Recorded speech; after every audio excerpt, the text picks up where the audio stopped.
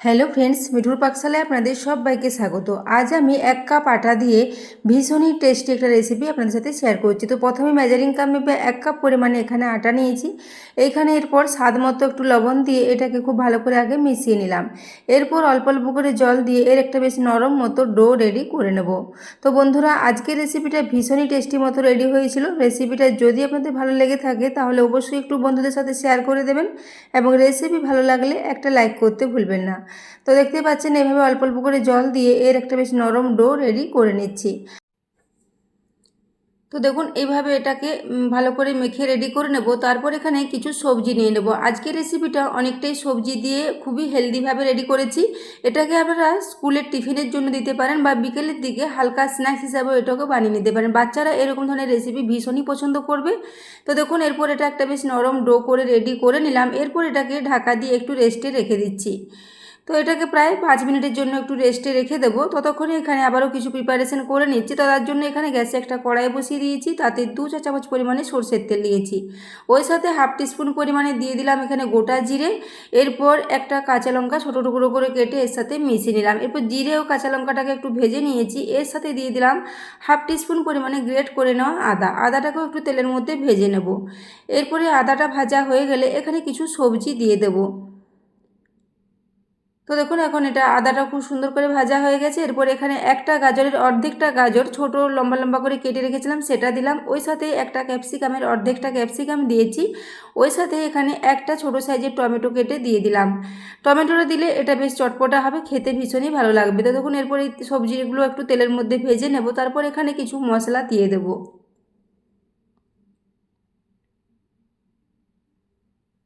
তো এটা এখন খুব ভালো করে ভেজে রেডি করে নিয়েছি। এরপর এখানে দিয়ে দিচ্ছি স্বাদ মতো লবণ, ওই সাথে 1/4 টিস্পুন পরিমাণে একটু হলুদের গুঁড়ো, ওই সাথে হাফ টিস্পুন পরিমাণে ধনে গুঁড়ো। এরপর একটু দিয়ে দিলাম গরম মশলার গুঁড়ো প্রায় 1/4 টিস্পুন পরিমাণে। এরপর সবজির সাথে এগুলোকে খুব ভালো করে মিশিয়ে নেবো। তারপর একদম লো ফ্লেমে এটাকে ঢাকা দিয়ে 3 থেকে 4 মিনিটের জন্য একটু রেখে দেবো, যাতে সবজিগুলো সেদ্ধ হয়ে যায়। তো দেখুন সবজিগুলো খুব ভালো করে মশলার মধ্যে মিশিয়ে নিয়েছি। এরপর ঢাকা দিয়ে প্রায় 4 মিনিটের জন্য রেখে দিয়েছিলাম। 4 মিনিট পর এখন ঢাকাটা খুলে নিচ্ছি। এখন সবজিগুলো খুব ভালো মতো সেদ্ধ হয়ে গেছে এবং মশলার যে কাঁচা গন্ধ থাকে সেটাও খুব ভালো করে চলে গেছে। তো এরপর এটাকে দেখুন আবারও খুব ভালো করে একটু মিশিয়ে নিলাম। এভাবে মিশিয়ে নেওয়ার পর সবশেষে এখানে দিয়ে দেবো একটু কসুরি মেথি। তবে কসুরি মেথির পরিবর্তে আপনারা কুচনো ধনে পাতা এখানে দিতে পারেন। তো 1 চা চামচ পরিমাণে কসুরি মেথি দিয়ে দিলাম। কসুরি মেথির ফ্লেভারটা এর মধ্যে খুবই ভালো লাগবে। তো দেখুন এরপর এটাকে মিশিয়ে নিচ্ছি।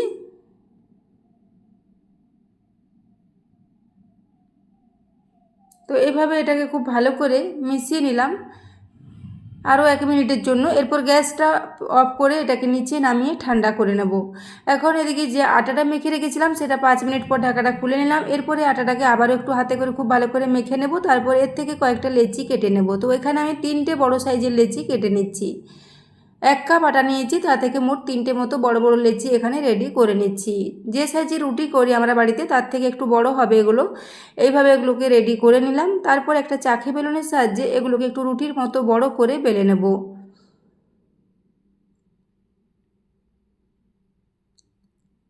তো দেখুন এরপর শুকনো আটা দিয়ে এটাকে একটু বেলে নেব।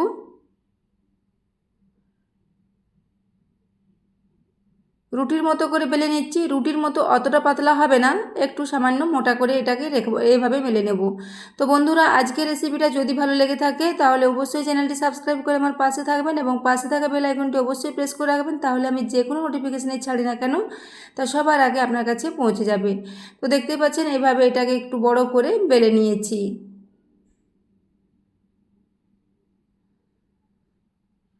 তো দেখুন এইরকম করে বেলেছি, খুব বেশি মোটাও না আবার খুব বেশি পাতলাও না। এভাবে একটা বেলা হয়ে গেলে এটাকে একটা প্লেটে তুলে নিচ্ছি, আবারও একটা একইভাবে বেলে নেব। আজকের রেসিপিটা আপনারা ব্রেকফাস্টে বা টিফিনে বা বিকেলের দিকেও এটাকে স্ন্যাক্স হিসাবে বানিয়ে নিতে পারেন। খুবই চটপটা একটা রেসিপি এবং ভীষণই খাস্তা ও মুচমুচে মতো এটা রেডি হবে। তো দেখুন এরপর আমি একটা আবারও বেলে নিয়েছি। এখানে এইভাবে 3টেকেই আমি একইভাবে মেলে নেব। দেখুন এখানে দুটো রেডি করে নিয়েছি, সব শেষে আবারও একটা এখানে বেলে নিচ্ছি। তো দেখুন সবশেষে আবারও একটা বেলে নিয়েছি, শেষে রুটিটা এখানে এই চাকতির মধ্যে রেখে দেবো। তারপর এখানে ওই যে সবজিটা রেডি করে রেখেছিলাম সেই সবজিটা এখানে দিয়ে দিচ্ছি।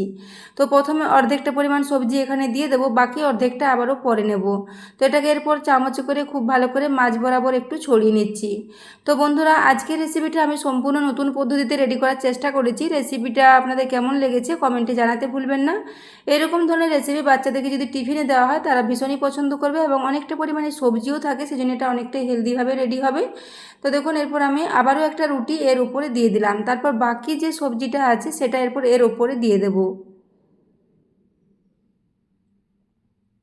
বাকি যে সবজিটা আছে পুরোটাই এখানে দিয়ে দিচ্ছি। তারপর এটাকেও মাছ বরাবর একটু হাতে করে খুব ভালো করে ছড়িয়ে নেব।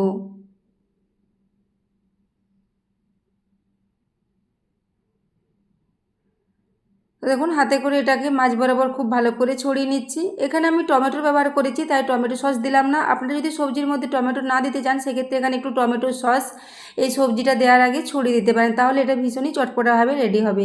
তো দেখুন এরপর আমি লাস্টে রুটিটা উপরে দিয়ে দিলাম, এরপর হাতে করে একটু চাপ দিয়ে দিয়ে এগুলো খুব ভালো করে একটার সাথে একটু লাগিয়ে নিচ্ছি, তাহলে এগুলো আর খুলে যাবে না।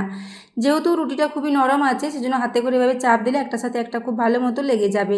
তো এরপর আমি হাতে করে দেখুন খুব ভালো করে এগুলোকে চাপ দিয়ে একটু জয়েন করে নিলাম, এগুলো যাতে খুলে না যায়। দেখুন এভাবে এটাকে রেডি করে নিয়েছি।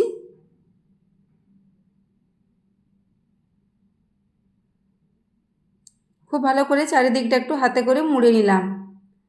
তো এইভাবে এটা রেডি করে নিয়েছি। এরপর এখানে আমি একটা ছিদ্রযুক্ত থালা নিয়ে নেব, তাতে একটু তেল মাখিয়ে নেব, তারপর এটাকে একটু স্টিম করে নেব। তো দেখুন এরপর থালাতে একটু তেল মাখিয়ে নিলাম, এরপর যে রুটিটা রেডি করে রেখেছি এটাকে এখানে দিয়ে দিচ্ছি, মাছ বরাবর বসিয়ে দেবো, তারপর এটাকে একটু স্টিম করে নেবো। এদিকে আমি গ্যাসে একটা কড়াই আগে থেকে বসিয়ে রেখেছি, তাতে জলটা খুব ভালো মতো গরম হয়ে এসেছে। এরপর এভাবে এই রুটিটাকে দিয়ে 5 মিনিটের জন্য একটু স্টিম করবো। 5 মিনিটের মধ্যে এটা ভালো মতো স্টিম হয়ে যাবে। তো দেখুন 5 মিনিট পর ঢাকাটা খুলে নিয়েছি, এটা এখন দেখতেই পাচ্ছেন খুব ভালো মতো স্টিম হয়ে গেছে। এরপর এটাকে গ্যাস থেকে নামিয়ে একটু ঠান্ডা করে নেব। ঠান্ডা করে নেওয়ার পর এটাকে হাতে করে এভাবে তুলে নিচ্ছি। খুব সহজে এটা উঠে আসবে যেহেতু এটাতে তেল মাখানো আছে। তো দেখুন হাতে করে খুব ভালো করে এটাকে তুলে নিয়েছি।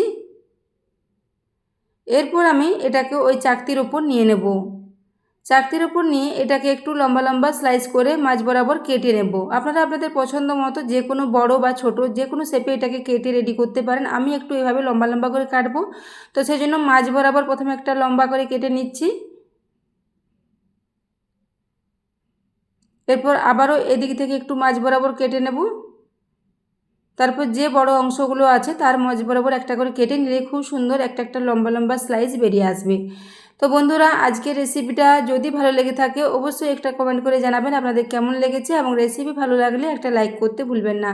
আজকের রেসিপিটা আপনারা যে কোনো ধরনের চাটনির সাথে সার্ভ করতে পারেন, এমনকি এটাকে বিকেলে চায়ের সাথেও সার্ভ করতে পারেন, খেতে দুর্দান্ত লাগবে। তো দেখুন এরপর আমি এটাকে এইভাবে মাঝ বরাবর একটু কাট লাগিয়ে নিচ্ছি, যাতে সবগুলো একই সাইজের হয় সেইভাবে এগুলোকে একটু কেটে রেডি করে নিচ্ছি। তো এইভাবে চাকতিটাকে ঘুরিয়ে বাকিগুলো আবার একইভাবে কেটে নিচ্ছি। তো বন্ধুরা, সবজি দেওয়ার জন্য এর টেস্টটা ভীষণই ভালো হয়েছিল। তবে আপনারা চাইলে এটাকে এরকমভাবেও যে কোনো চাটনির সাথে খেতে পারেন। আপনারা যদি একদমই তেল খেতে না চান তাহলে এটাকে এইভাবেও রেডি করে সার্ভ করে যাবে, সেক্ষেত্রেও এটা খেতে ভীষণই ভালো লাগবে।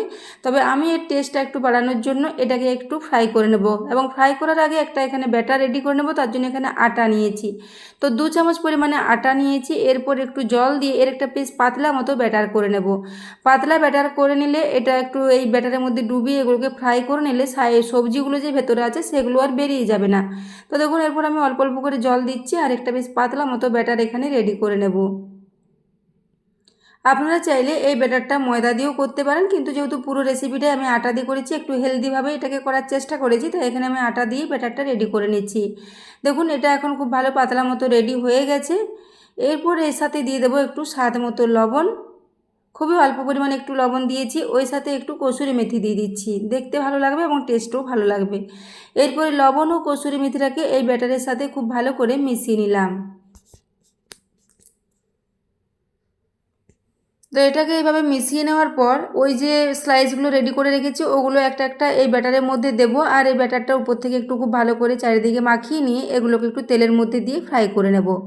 এই ব্যাটারে ডুবিয়ে নেওয়ার জন্য এগুলো আর এই যে ভেতরে সবজিগুলো আছে সেগুলো আর বেরিয়ে যাবে না। তো দেখুন এইভাবে এটাকে রেডি করে নিয়েছি, এইভাবে প্রত্যেকটাকে একইভাবে রেডি করে নেব। তো দেখুন এদিকে গ্যাসে আমি কড়াইটা ধুয়ে বসিয়ে দিয়েছিলাম, তাতে একটু তেল দিয়েছি, খুবই অল্প পরিমাণে তেল দিয়েছি, 1 চামচ পরিমাণে তেল দিয়েছি। তারপর এগুলোকে একটু ভেজে নিচ্ছি, খুবই অল্প তেলে এগুলোকে একটু উল্টে পাল্টে ভেজে নেব। তো দেখুন এরপর একদিকটা একটু হালকা মতো ভাজা হয়েছে, 1 মিনিট মতো একটু ভেজেছি, তারপর এগুলোকে উল্টে নিচ্ছি। উল্টে দেওয়ার পর গ্যাসের ফ্লেমটা একটু মিডিয়ামে করে দিয়েছি, যেহেতু সব কিছু রান্না হয়ে আছে খুব বেশিক্ষণ ধরে ভাজবো না, গ্যাসের ফ্লেমটা একটু বাড়িয়ে দিয়ে এটাকে একটু লালচে করে ভেজে নিচ্ছি। তো দেখুন গ্যাসটা বাড়িয়ে দেওয়ার সঙ্গে সঙ্গে এটা অনেকটাই লালচে কালার চলে এসেছে এবং অনেকটাই খাস্তা মতো এগুলো রেডি হয়েছে। এভাবে খাস্তা মতো রেডি করলে টেস্টটা ভীষণই ভালো লাগবে, সেজন্য একটু লালচে করে এগুলোকে ভেজে নিচ্ছি। তো দেখুন খুব সুন্দর একটা কালার এসেছে এবং ভীষণই খাস্তা হয়েছে। এরপর এগুলোকে তেল থেকে তুলে নিচ্ছি। এইভাবে দুবারে করে এগুলোকে একটু ভেজে নেব। আবারও 4টে মতো আছে সেগুলো দ্বিতীয় ব্যাচে একইভাবে একটু ফ্রাই করে নেব ওই একই তেলের মধ্যে, আর কোনো তেল এখানে লাগবে না। তো দেখুন এরপর এগুলোকে তুলে নিচ্ছি।